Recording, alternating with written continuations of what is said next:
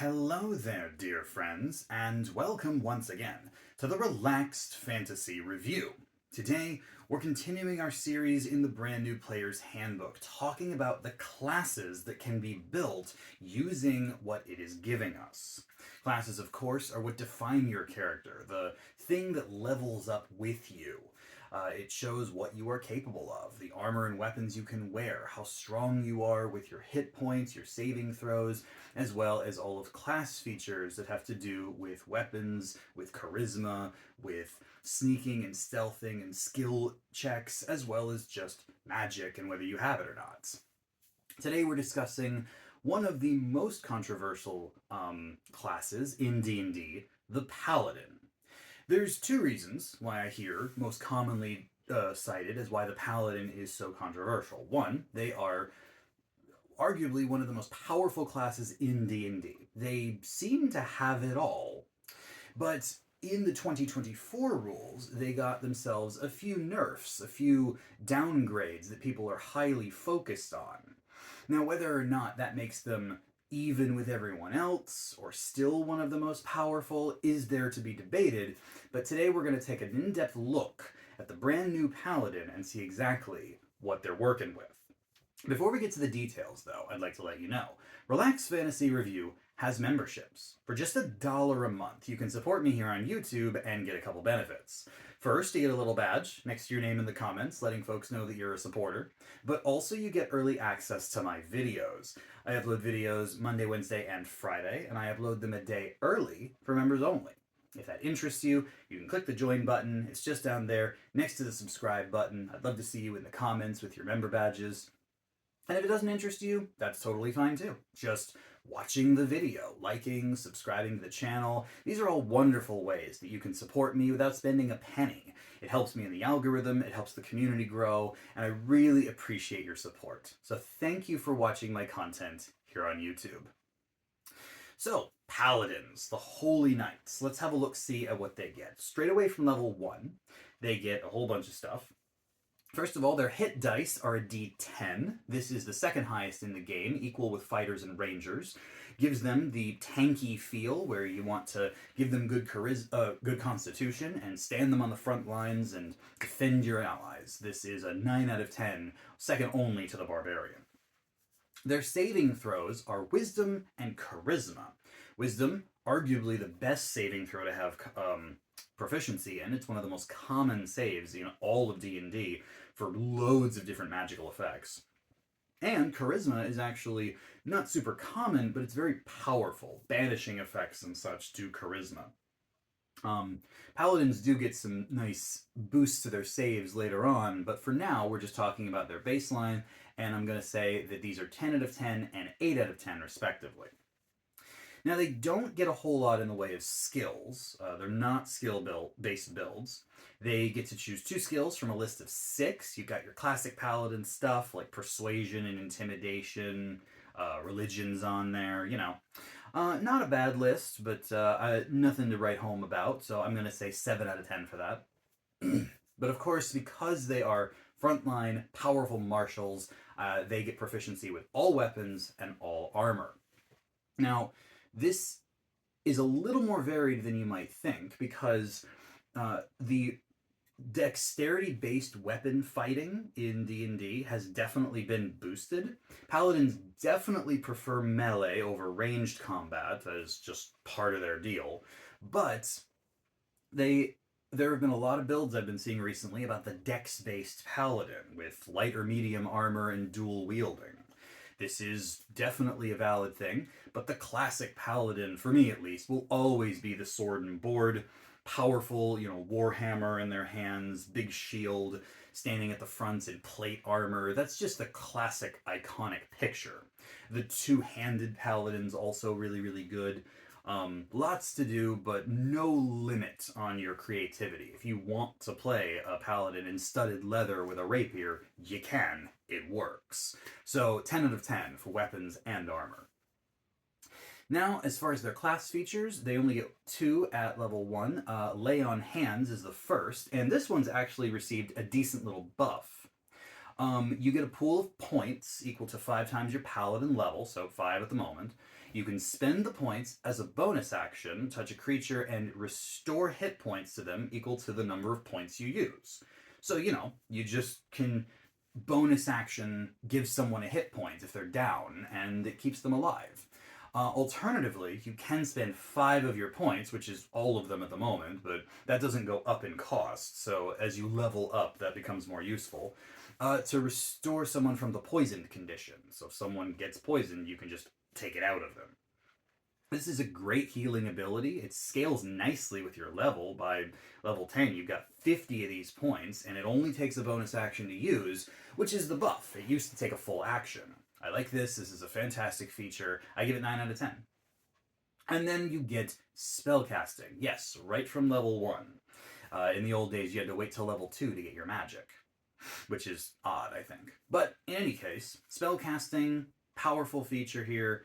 We're talking about the concept for me here is that when you are a spellcaster, you want to lean into what's good for your class. These ones are charisma-based casters, so you want to have a good charisma, and they are half casters only. So that means they have limited number of spell slots. They only go up to level 5, but they also have a good smattering of concentration spells that they can just throw out there and really lock down enemies or buff their allies.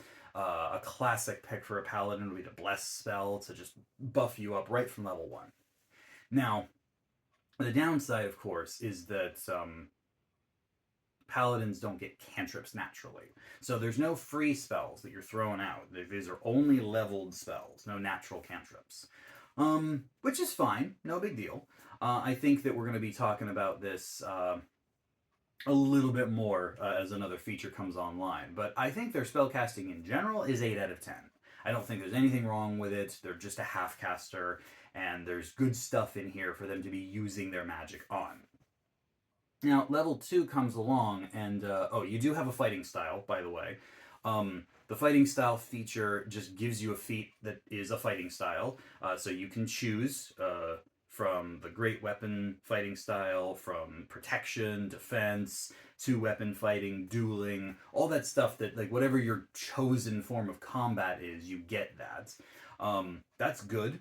Fighting styles are strong. And you actually get an extra little buff from your fighting style choice because you can choose Blessed Warrior.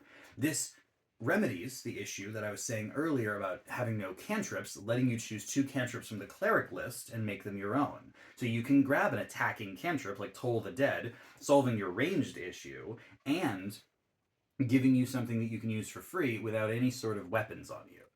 Alternatively, you can grab, Spare the Dying, or Guidance, or any of the other good cleric cantrips.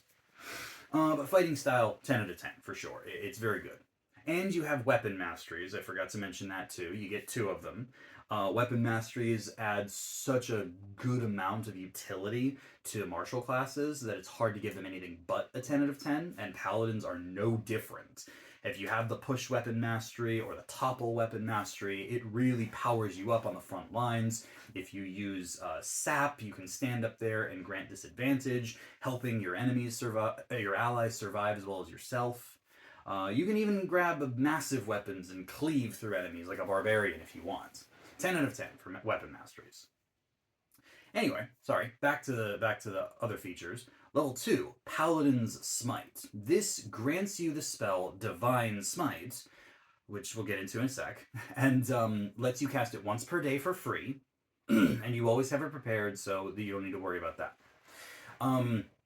So we have to address the elephant in the room, which is Divine Smite. Divine Smite used to be a Paladin class feature where when you'd make an attack on someone, you could consume a spell slot and do extra damage. I believe it was 2d8 for a level 1 spell slot, and that's scaled if you upcasted. It would do extra damage if you faced fiends or undead. It's radiant damage, very rarely resisted. All the good stuff about just adding damage. It costs spell slots to do so, But paladins were so famous for being Nova machines, where they would attack multiple times and smite with each attack, adding huge amounts of damage. And because damage dice are doubled on critical hits, they would just wait until they crit and then blow their highest spell slot and just do huge amounts of powerful damage. This is no longer possible for one simple reason. The Divine Smite is now a spell as opposed to a class feature, like many other Smite spells. And it still triggers on a hit, so you still have to hit with a weapon, and then you can use Divine Smite to add the damage. The problem is that it requires a bonus action to do so. So you use your action to attack, you hit someone, and then once you hit, you can choose to consume your bonus action to smite. This means that if you have multiple attacks, the second time you hit, you can't smite again because you've already used your bonus action and you don't have more than one. So now you can only smite once per turn, and it's using a bonus action to do it. Meaning that if you have other ways to weaponize your bonus action, moving a Hunter's Mark or Hex spell, using a telekinetic feat, any sort of spiritual weapon if you have that spell. There's lots of things you can do with a bonus action that are powerful, especially if it's a species trait, that utilizes bonus actions, or it's some other spell. It just can't be done anymore. So now you're trading a bonus action for smiting. So this feature, Paladin Smite, doesn't give you smite, it gives you the smite spell, and that's different. Smiting is still fine. There's still a good way to utilize spell slots to enhance damage. You just can't go Nova like you used to and just spend half your spell slots in one turn annihilating a specific enemy. And yeah, this is one of those things that got people all twisted. But the old Divine Smite was insanely strong, giving paladins a way to burst down enemies like nobody else in the game, and this has reined them in a little bit. I don't think this is a bad change. It actually encourages more creative play, making it so that you think about your bonus action. That bonus action economy is pretty high level D&D thinking. And it means you're not blowing through your spell slots in just a few turns. You're being a little more tactful with them. You might actually use them for something other than smiting. I think this is good for class balance, but as far as the feature Paladin Smite go, it's one free smite a day, and you always have it. So, 8 out of 10 for that feature. Alright, enough about smiting. Let's talk about other Paladin stuff. Channel Divinity, you get this at level 3. You get 2 uses of it per day, 1 back on a short rest, and then all back on long rests. And it powers features that come from your subclasses, but we're not talking subclasses today. It does, however, have one feature that you can use on its own, and that is Divine Sense. You utilize a Channel Divinity, you activate Divine Sense, and for 10 minutes you can detect the presence of Celestials, Fiends, and Undead within 60 feet of you. There's nothing that can block this. They can't hide behind cover, they can't hide behind a lead sheet or anything. You just know that they're there, and you can find them this way. It's a pretty nice feature, actually, and I think that it's much better than the old Divine Sense, which used to last a turn, I think. You would just be like, oh, they're there, and then it would disappear. Now it's a full-on sense, like a Detect Magic sense that you get for 10 minutes. No concentration, nothing. And I think it's a very, very good thing. Plus, the Channel Divinity charges power other features. I give Channel Divinity on a Paladin 9 out of 10. Level 5 comes along, you get extra attack. Nothing to complain about here. We like extra attack. It makes martials scale. You get 1 extra attack when you take the attack action, so you attack twice. It's good, it's classic, and it's 9 out of 10. The other thing you get at level 5 is Faithful Steed. This is another thing we need to discuss in a little bit of detail. Faithful Steed gives you the Find Steed spell, which is a Paladin classic. It's a 2nd level spell, which lets you summon a rideable mount. The mount's stats are nothing to write home about.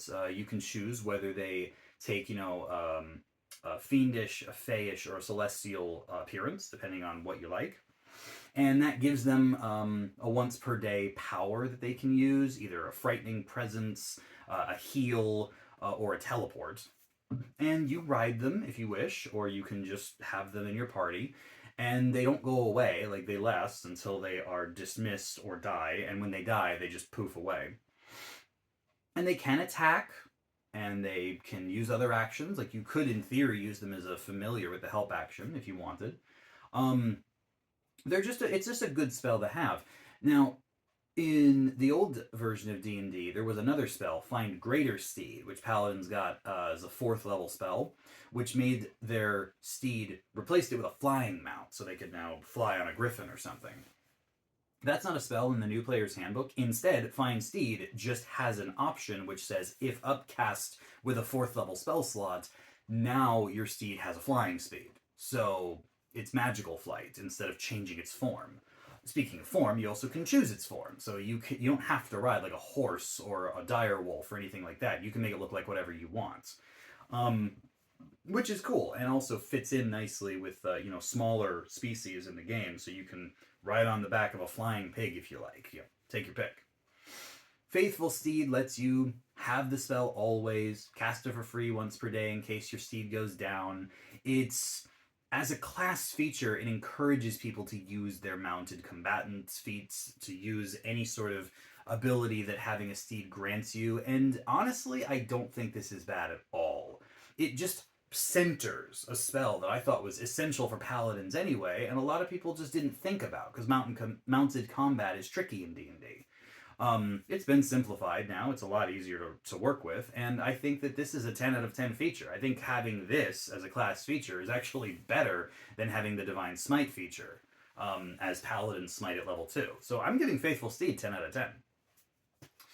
Then level 6 comes along, and oh, we are here. We are here at Aura of Protection, possibly the most famous Paladin feature other than smiting. Aura of Protection creates a 10-foot aura around you. This aura grants you and any creature that is friendly to you, so your allies within the aura, a bonus to saving throws equal to your charisma modifier. So this is one of the things that makes paladins want to lean into charisma more than strength and constitution like a frontline fighter. Because not only does it power their magic, it powers their aura. All saving throws get this buff, including charisma saves, by the way. So this means that as a paladin, let's imagine you have a 16 charisma. This means that every single save you do gets a +3 on top of its normal number. So a charisma save would get a it would get a +3 from your charisma, a +3 from your aura, and you're proficient in it, which means it gets a +3 at this point as well. So now your charisma saves have +9 at level 6. Imagine you had a -1 dexterity, and you're not proficient in dex saves, but your aura gives you a +3 to that save. So the -1 from your 8 dex now is a +2 because of your aura. It just makes you much more defensive based and keeps your allies safe too. There's nothing like having a rogue 10 feet away from you. He's got, evasion next level, and he's got a high dex save proficiency in it, but then, he botches a roll trying to dodge a fireball, but your aura gives him a +3 or so to that roll, and he manages to save anyway. No better feeling. Aura of Protection is 10 out of 10. It is my favorite paladin feature, and I don't think that's a hot take. Now, level 9 rolls along, and we get Abjure Foes. Now, this is an interesting thing, which resembles Turn Undead, but it's actually not creature type specific. It's any creature. You present your symbol as an action, and you choose any creatures within 60 feet of you that you want to abjure. They make a save, and if they fail it, then they have the frightened condition for a minute, and they can only move, take actions, or bonus actions. So it's a nice combination of a fear spell that is targeted rather than a cone, and the slow spell, which limits people's ability to do stuff. It's a very, very nice feature for sure. It does use a channel divinity. You can't use like a spell slot to do it. But it doesn't take concentration, which is awesome. So yeah, a couple times per day, if you don't want to use your subclass Channel Divinity or your Divine Sense, you can use this. And I think that this is fantastic. I think it's 9 out of 10.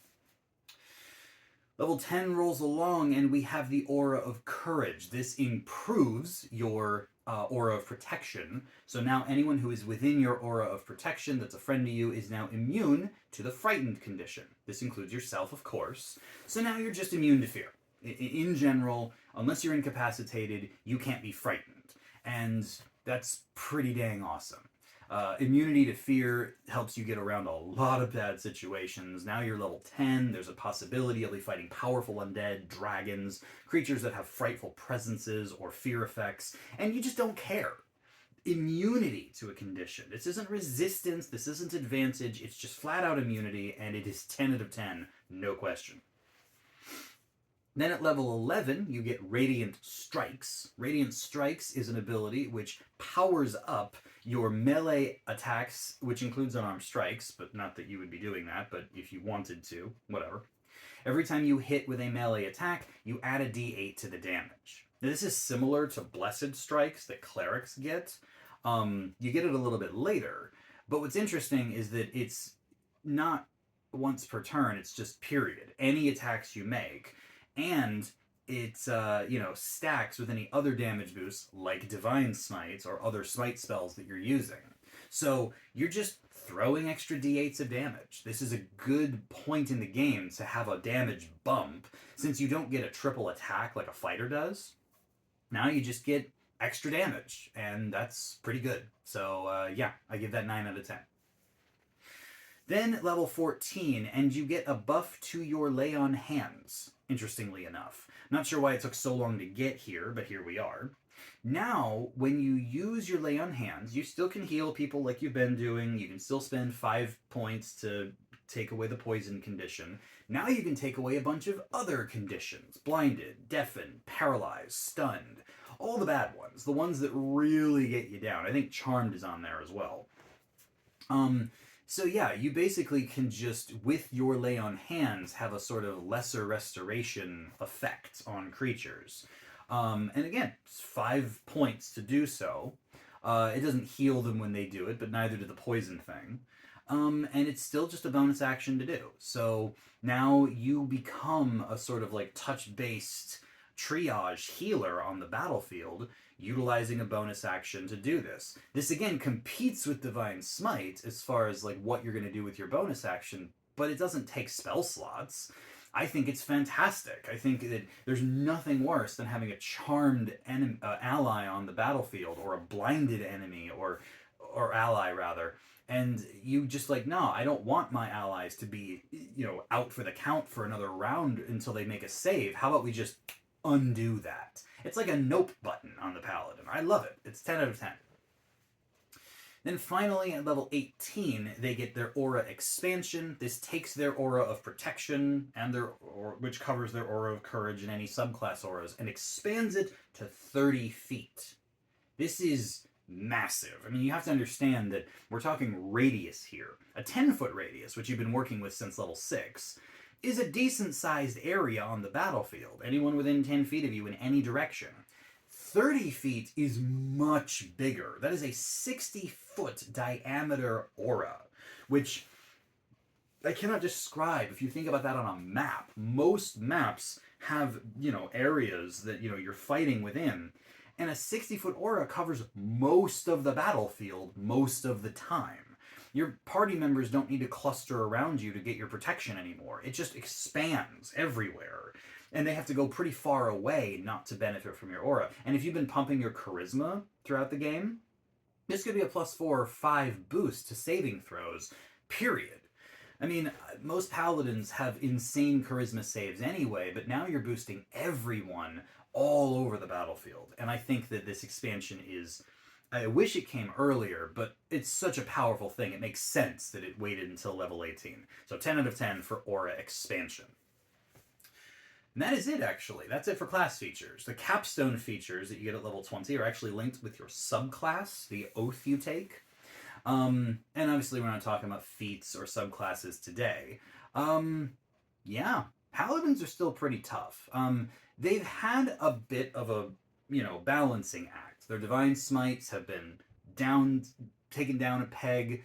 Their bonus action is a little more stacked right now, but they have more healing. which they can also use on themselves, and it's a bonus action now because they just, want to throw out this stuff without it interrupting their turn. And, they get their steed, which has always been there, but now it's more front and center.